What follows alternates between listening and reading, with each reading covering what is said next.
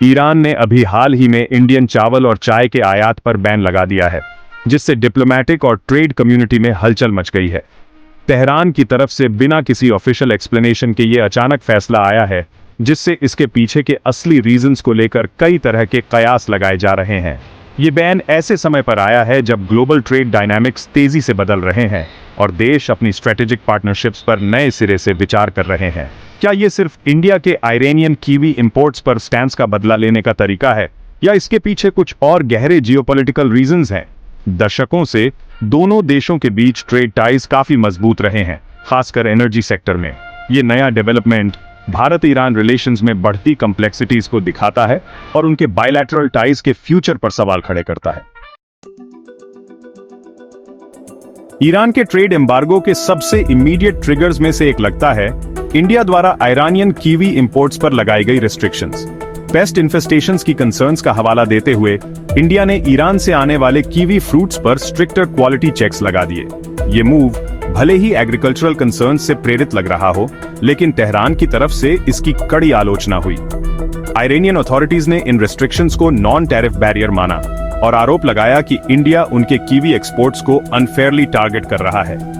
इन restrictions का timing India के waste Asian quad join करने के कुछ समय बाद आया, जिससे तेहरान में यह शक और गहरा हो गया कि यह मूव पॉलिटिकली मोटिवेटेड था। इसके बाद इंडियन राइस और टी पर लगाया गया बैन एक टिट फॉर टैट रिस्पॉन्स माना जा सकता है, जिसका मकसद इंडिया को इकोनॉमिक पेन देना है।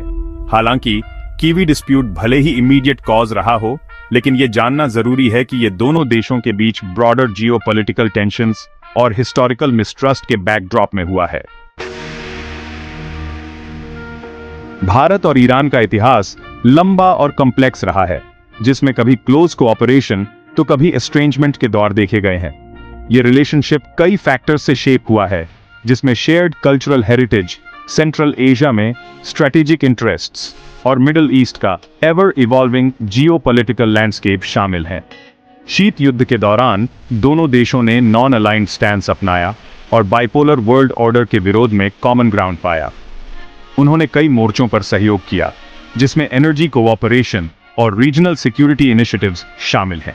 हालांकि सोवियत यूनियन के कोलैप्स और उसके बाद यूनाइटेड स्टेट्स के सोल सुपर पावर के रूप में उदय ने उनके रिश्ते में नई कॉम्प्लेक्सिटीज पैदा कर दी। 9/11 हमलों के बाद यूएस के साथ इंडिया के ग्रोइंग टाइज ने तेहरान में कंसर्न्स पैदा की। ये अंडरलाइंग टेंशंस मिडिल ईस्ट के रीसेंट डेवलपमेंट्स के साथ मिलकर मिसट्रस्ट का माहौल बना दिया है। सेक्शन 4, मध्य पूर्व में बदलते हालात, क्वाड और श्रीलंका की एंट्री। मिडिल ईस्ट का जियोपॉलिटिकल लैंडस्केप हाल के वर्षों में काफी बदल गया है। नए अलायंसेस बन रहे हैं और पुरानी राइवलरीज फिर से उभर रही हैं। सबसे नोटेबल डेवलपमेंट्स में से एक है वेस्ट एशियन क्वाड का फॉर्मेशन, जिसमें United states, Israel, United Arab Emirates और इंडिया शामिल है। ये स्ट्रेटेजिक पार्टनरशिप मुख्य रूप से रीजन में ईरान के ग्रोइंग इन्फ्लुएंस को काउंटर करने के लिए बनाई गई है, जिससे न्यू दिल्ली और तेहरान के बीच टेंशन और बढ़ गई है। इस इक्वेशन में एक और कॉम्प्लेक्सिटी ऐड करता है श्रीलंका का हाल ही में इस फ्रे में एंटर करना। गंभीर इकोनॉमिक क्राइसिस का सामना कर रहे श्रीलंका ने मदद के लिए ईरान का रुख किया है। टी एक्सपोर्ट्स के बदले में ईरान श्रीलंका को बेहद जरूरी तेल दे रहा है और इस प्रोसेस में यूएस सैंक्शंस को बाईपास कर रहा है। तेहरान और कोलंबो के बीच ये ग्रोइंग पार्टनरशिप ने न्यू दिल्ली में अलार्म बेल्स बजा दी है, जो श्रीलंका को स्ट्रेटेजिकली इंपॉर्टेंट नेबर मानता है। सेक्शन 5, आंतरिक अशांति और बाहरी प्रभाव, the Chinese factor. Geopolitical factors Bharat Iran relations को शेप करने में अहम भूमिका निभाते हैं, लेकिन इंटरनल पॉलिटिकल डायनामिक्स और एक्सटर्नल इन्फ्लुएंसेस के इम्पैक्ट को भी एक्नॉलेज करना जरूरी है। खास तौर पर ईरान कई डोमेस्टिक चैलेंजेस से जूझ रहा है, जिसमें इकोनॉमिक सैंक्शंस, पॉलिटिकल अनरेस्ट और सोशल डिस्कंटेंट शामिल है। यूएस लेड सैंक्शंस के कारण ईरानियन इकोनॉमी बुरी तरह प्रभावित हुई है, जिससे वाइड स्प्रेड अनएम्प्लॉयमेंट, इन्फ्लेशन और लिविंग स्टैंडर्ड्स में डिक्लाइन हुआ है। ईरान की मुसीबतों में चाइना का ग्रोइंग इन्फ्लुएंस और बढ़ा रहा है, जो तेहरान के लिए एक की इकोनॉमिक एंड स्ट्रेटेजिक पार्टनर बनकर उभरा है। ईरान में चाइना की ग्रोइंग फुटप्रिंट ने इंडिया में कंसर्न्स पैदा की है, जो बीजिंग को स्ट्रेटेजिक कंपेटिटर मानता है। इसलिए इंडिया और ईरान के बीच मौजूदा ट्रेड स्पैट को इंटरनल पॉलिटिकल डायनामिक्स और एक्सटर्नल इन्फ्लुएंसेस के ब्रॉडर कॉन्टेक्स्ट में समझने की जरूरत है। सेक्शन 6, आगे का रास्ता। इंडो आयरेनियन ट्रेड के फ्यूचर पर अनिश्चितता के बादल। ईरान द्वारा इंडियन राइस और टी पर लगाए गए हालिया ट्रेड एम्बार्गो ने दोनों देशों के बायलैटरल रिलेशंस के फ्यूचर पर शैडो डाल दिया है।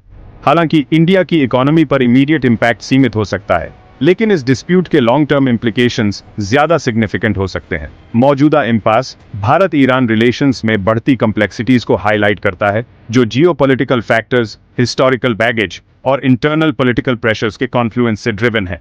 ये देखना बाकी है कि क्या इंडिया और ईरान अपने मतभेद भुलाकर अपने हिस्टोरिकली सिग्निफिकेंट ट्रेड रिलेशनशिप को रिस्टोर करने का रास्ता निकाल पाएंगे।